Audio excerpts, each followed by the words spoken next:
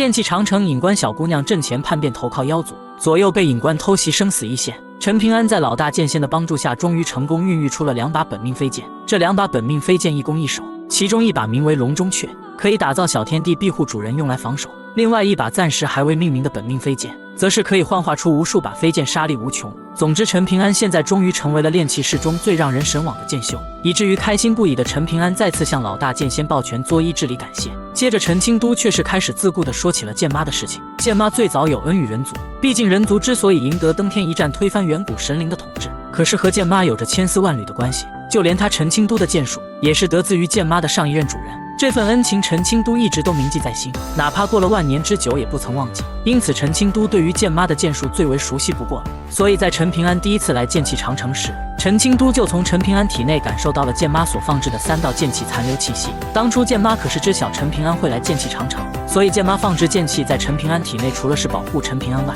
又何尝不是在暗示陈清都帮助陈平安修复长生桥，以及助陈平安养育出本命飞剑成为剑修呢？陈清都作为这数座天下最为巅峰剑修的存在，让他出力相助一个人养育出本命飞剑，自然不算太难。虽然陈清都明白剑妈的用意，但为了能够再次与剑妈重逢，当初陈清都便假装看不见，既没有亲自出手为陈平安重建长生桥，也没有出力帮助陈平安养出本命飞剑，仅是拿出了一把剑匣，用以辅助陈平安培育本命飞剑。陈清都这么做，为的就是有朝一日能让剑妈来剑气长城找他问责，然后与剑妈相见一面。如今见过了剑妈，陈清都自然毫无私心，全力帮助陈平安。说着，他就还要继续对陈平安出一剑。先前的一剑直接让陈平安成为了剑修，这第2剑后当然只会让陈平安今后的剑修之路更为畅通无阻。只是被老大剑仙的剑意冲刷肉身魂魄，这种行销骨力体魄融化的痛楚，可比落魄山摧成胶泉还要痛苦很多。所以当老大剑仙说还要出第2剑后，纵然是挨打无数的陈平安都极为后怕，但老大剑仙可不管这些，当即又开始了对陈平安的第2次洗剑。而在陈平安接受这第2次洗剑之时，剑气长城外妖族的攻势也愈发的激烈了起来。与第1场试探的揭幕战不同，妖族在开启这第2场大战不久，竟直接将蛮荒天下的5岳搬到了剑气长城面前，制造了5座巍峨堡垒。5座山头不仅有大阵和巅峰大妖加持，更是还有王座大妖杨芷亲自坐镇。这5座雄伟山岳虽只有剑气长城5成的高度，但若是一旦任由5座山岳稳稳扎根大地战场，不断形成愈发稳固的山根水域，以后妖族攻城只会更加有力。所以如不尽快将其根除，将会后患无穷。于是为了粉碎妖族的计划，剑气长城的剑仙们纷纷开始主动出击，毁灭山岳。可有大阵外加大妖坐镇，哪怕是剑仙们联袂倾力出剑，也不能够轻松撼动其根本。为此，剑仙们不得不开始以命相搏。这总共第1场揭幕战，蛮荒天下故意打得不痛不痒，可以说这第2场妖族就要直接打得剑气长城伤筋动骨，想要直接除掉一波剑仙。大战越发猛烈，其中大剑仙李退密更是杀红了眼，直接问剑王座大妖杨芷。只因为李退密的神仙眷侣外加3位嫡传弟子，皆是死于大妖杨芷番薯之手，如今他已是孤家寡人一个，此刻不问剑更待何时？并且心存死志的李退密不仅是要问剑大妖杨芷，更是要借此毁去那座居中山岳大半，为失了先机的剑气长城，为身后同辈剑仙赢得一线摧破山岳的机会。见此场景，同样身在战场的左右当然于心不忍，于是左右当即出剑帮李退密将大妖杨芷的法相斩灭。可李退密非但没有趁机撤回城头，反而整个人绽放出璀璨剑光，大笑声伴随着2把飞剑一起撞入那座中岳山巅之中。诸位，我李退密先行一步。这一击过后，李退密身死道消，2把本命飞剑炸开，声势如雷，一位仙人境剑修就连魂魄不留丝毫，导致整座山巅都炸烂。而救人不成的左右也紧随着递出一剑，使得整座大岳原本正在缓慢蔓延稳固的山根随之大震。对此，左右并没有见好就收，选择攻城身退，反而是一身剑气暴涨，落在了中岳山头，继续出剑破坏。与此同时，身在城头一直揪辫子玩耍的隐关大人看到这一幕后，神采奕奕，这么得劲的战场怎么能少得了他这位隐关呢？随即他转头遥遥看了眼陈清都，想征得他的同意。明白隐关意愿的陈清都当即说道：“自己耍去。”然后隐关小姑娘跳离城头，直接将一座山岳撞穿。隐关小姑娘就这么在大地上来回飞奔，一次次用脑袋凿开整座山岳山体，玩得不亦乐乎。另一边，城头2位来自崖州的挚友剑仙张稍和李定相视一笑，双方几乎同时御剑离开剑气长城，落在了一座山岳之上。2位剑仙从容赴死，竟是直接毁掉了整座山岳的山根水脉。如此一来，在这极短的时间内，剑气长城便已经有3位剑仙陨落。可尽管如此，老大剑仙依旧不能入场，因为他现在的对手只有一个，那就是蛮荒大族，在场也只有他才能牵制住蛮荒大族。蛮荒大族也深知这一点，所以蛮荒大祖便开始嘲讽陈清都，说现在陈清都的最大本事，也就只剩下看着一个个晚辈死在眼前了。说完后，蛮荒大祖当即吩咐5座山岳最大的杀手锏不用再隐蔽身形，让他们直接现身围杀左右。于是4头巅峰大妖连同羊脂齐齐掠向左右。不仅如此，左右所在地界还出现了另外1头王座大妖元首。眼见左右陷入危机，大剑仙董三更直接掠出城头前去支援。在城头刻下过大字的陈曦与戚廷记本也想跟随董三更一起离开城头去增援，但这2位大剑仙却被老大剑仙给阻拦了下来。于是赶赴战场的董三更与那个还停留在战场上玩耍的隐官大人加上左右，他们3人便需要对峙羊脂元首2头王座大妖，以及其余4头或是飞升境或是仙人境剑仙的大妖。而就在双方展开激烈大战的时候，战场之上却出现了一个比山岳骤现更大的意外，那就是隐官大人竟出其不意一拳破开剑气，直接洞穿了左右的腹部。隐官此举无疑是要叛离剑气长城，那么隐官为何要投靠蛮荒妖族？左右是个死的谶言，又是否会成真呢？剑气长城隐官小姑娘为什么要投靠蛮荒妖族呢？在左右全力和蛮荒大妖战斗的关键时刻，剑气长城隐官小姑娘竟突然偷袭了左右，直接一拳洞穿了左右的腹部。如果不是董三更及时出手相救，左右差点就命丧当场了。整座剑气长城除了寥寥无几的剑修之外，都错愕不已，被震惊的无以复加。而紧接着隐官大人便开始大骂陈清都：“老不死，罪该死，去死吧你！”隐官心中自然愤愤不平，他们剑气长城已经为浩然天下抵御了蛮荒妖族万年之久，凭什么他们这群剑修每天都要面对死亡？凭什么剑气长城的剑修从出生就要等死？凭什么浩然天下就要白白安享太平？剑气长城为浩然天下镇守妖族，浩然天下有些人却视他们为看门狗。陈清都却没有半点作为，眼睁睁看着剑气长城一波又一波的剑修赴死，所以他隐官骂陈清都老不死有什么不对？对此陈清都只是看了一眼隐官而已，然后视线望向了回到城头的董三更与左右，开始自言自语。其实先前为陈平安第2次洗剑之时，陈平安就曾告诉过陈清都，让陈清都要小心那位隐官大人，并且除了董三更外，就算是陈曦与齐延纪2位大剑仙都要小心，因为陈曦怨气太大，齐廷记野心太大。最重要的是，这2位战功彪炳的老剑仙都觉得自己对剑气长城问心无愧，却都对整座浩然天下仇恨至极，刻骨铭心。但是他陈平安关于这2位老剑仙的过往，只统计出大小事件37件，关键言语6句，依旧未能断言他们是否会一定倒戈向蛮荒天下，还是需要老大剑仙自己定夺。因此之前这2位剑仙要出城相助左右的时候，他们才会被老大剑仙给拦了下来。而隐官在骂完陈清都后，随即招了招手，原本在攻伐附近一座山岳的2位隐官一脉剑仙立即停剑，然后来到了隐官身边，3人一起背对着剑气长城去往蛮荒天下。剑气长城那边，隐官弟子庞元济摇摇晃晃，最终跌坐在墙头上。这位年轻剑修不知不觉满脸泪水，他想不明白为什么会这样。其实隐官除了心中有怨气，还是关境界一事，因为作为飞升境修士，若是想要破开飞升境瓶颈这道关隘，就得有壮举，那就必须要以自身小天地炼化大天地的一部分。若是炼化了全部，那就是儒家至圣先师及佛祖道祖。然而在剑气长城，他们这些飞升境已经没有精进的可能了，因为剑气长城是陈清都，陈清都就是剑气长城，所以剑气长城已经没什么能炼化的天地了。但是蛮荒天下却不同，毕竟蛮荒大族也未曾真正炼化全部天地，所以在蛮荒天下，他们这些飞升境就有无限的可能，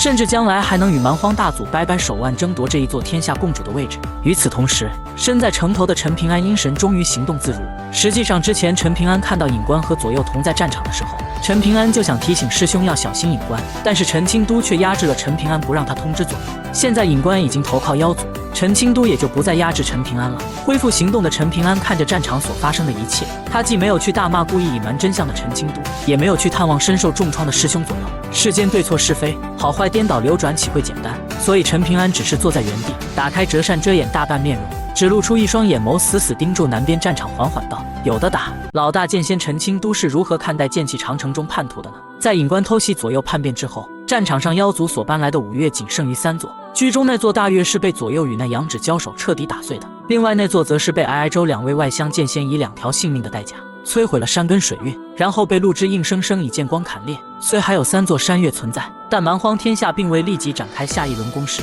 反而让出了战场上仅剩余的3座山岳。所以趁着妖兵撤退之际，剑气长城的剑仙们迅速出城，破坏了剩余的大岳，让妖族以山岳建造据点的计谋彻底失败。虽然剑气长城这边赢得了这一阶段战事的胜利，但是城头之上的剑仙们却没有任何人感到欣喜，因为他们都想不明白隐官大人竟然会叛出剑气长城。而且还是带着隐关一脉的2位剑仙一起投身蛮荒天下。因此剑气长城除了剑心足够澄澈的那波剑仙，几乎所有剑修的心头，尤其是年轻人，心头都有阴霾笼罩，挥之不去。对隐关印象极好的董三更更是暴跳如雷，怒骂陈清都既然早就发现了端倪，为何不将隐关了结，以除后患？对此，陈清都只是冷笑地说起了董官铺的事情。当初陈平安第一次来剑气长城时，他曾撞见剑气长城一众剑仙齐聚城头，老大剑仙亲自出手斩杀了一位仙人境叛徒董官铺。事后最让陈平安疑惑的是，这位叛徒董官铺是剑气长城公认的好人。如今随着老大剑仙的言语吐露，陈平安也终于明白了其中缘由。原来当初董官铺投靠蛮荒天下的事情，老大剑仙早已知晓，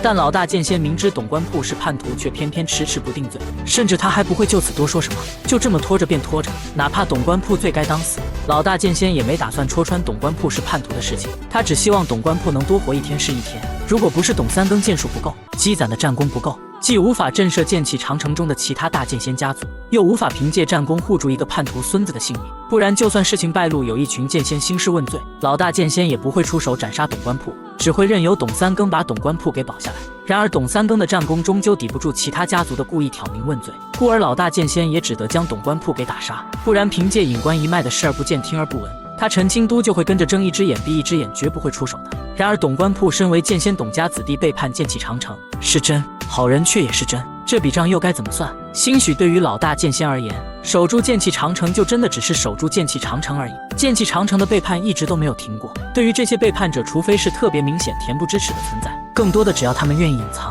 老大剑仙便不会追究他们的责任，反而好像是在尊重他们的选择。剑气长城已经屹立万年之久，从没有人能看得透老大剑仙的心思。或许对于老大剑仙而言，他从心底也觉得对不起这些守城赴死的剑仙，毕竟他们从生下来便只有待在剑气长城这座囚笼等死而已。所以尽管老大剑仙知晓隐关会叛变，他也放任了隐关的离去。因此董官铺的事情说到底还是董三更保不住。在老大剑仙说完后，董三更只得压制心中怒火，直接离去。至于身受重创的左右，则是开始了疗养伤势。陈平安从城头来看过左右，便去安慰民谣他们。另一边，对隐关极为看重的蛮荒大祖亲自现身，欢迎了隐关的投诚。隐关身为剑气长城土生土长的剑修，他虽有本命飞剑，但是他每逢大战几乎从未祭出过飞剑，最多就是提一把仿剑砍断了再换拳。在蛮荒大祖看来，隐关小姑娘简直就是蛮荒天下最好的大道种子，大道之气和无与伦比。待在陈清都身边，对隐关而言无时不刻都是煎熬。剑气长城从来不是适合隐关的修道之地，而是一座拘押本心的大牢笼。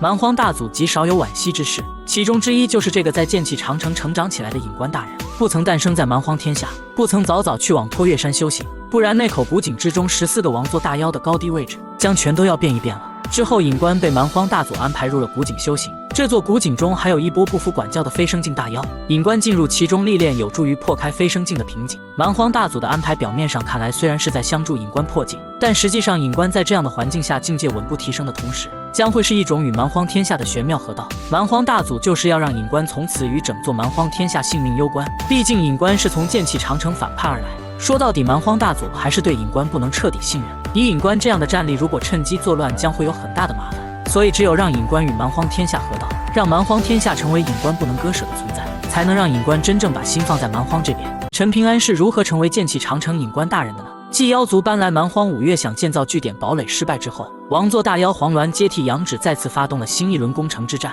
此次攻城，黄鸾率领的妖族大军皆是修士，并且境界都还不算太低，足足5万余兵力，最低也是洞府境修士。而且这些妖兵皆有那灵气法宝傍身，故而此次妖族攻城根本无需闯过剑气长城的3座剑阵。剑气长城那边依旧是飞剑洪流往南倾泻，这一次蛮荒天下也会有一条毫不逊色的大江。不过这条大江乃是由那不计其数的灵气法宝汇聚而成，宝光冲天，浩浩荡荡往北方城头而去。剑气长城有剑气长河，蛮荒妖族有法宝汇聚的大江，妖族就是要以法宝对剑气来一场硬碰硬的江河对撞。既然蛮荒天下已经决定倾尽半座天下之力去攻打这么一座孤零零的剑气长城，怎么可能没有一点拿得出手的阵仗？所以妖族就是要看看以灵气法宝和那本命飞剑互换，看看到底谁更心疼。这场大战本没什么阴谋诡计，没什么精妙布局，就是相互比拼家底的消耗。然而在黄鸾指挥妖兵攻城开始后，王座大妖黄鸾却惊奇地发现剑气长城的剑仙们出剑竟变得井然有序起来，并且以往那条随意出剑的剑气洪流更是转为了整齐的阵型攻势。剑气加上阵型能够最大程度